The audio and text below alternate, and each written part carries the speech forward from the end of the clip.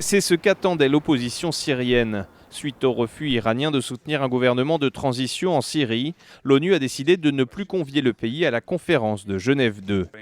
Le secrétaire général est profondément déçu que les déclarations publiques iraniennes ne soient pas cohérentes, étant donné que l'Iran a choisi de demeurer à l'extérieur des objectifs de la conférence. Ban Ki-moon a décidé que la réunion à Montreux se déroulerait sans la participation de l'Iran. Si l'opposition syrienne a aussitôt fait savoir qu'elle se rendrait finalement à Montreux, chez les alliés de Bachar al-Assad, le ton se durcit. Pour l'Iran, soupçonné de fournir un soutien militaire et financier à Damas, aucune chance de trouver une solution au conflit syrien sans lui. La Russie, elle, dénonce une erreur. C'est évidemment une erreur. Je l'ai déjà dit auparavant, ce n'est pas une catastrophe. Simplement, demain, près de 40 ministres des Affaires étrangères seront présents, y compris ceux de régions éloignées de l'Amérique latine ou de l'Asie du Sud-Est. Malgré le caractère simplement symbolique de l'événement, l'absence de l'Iran pose question.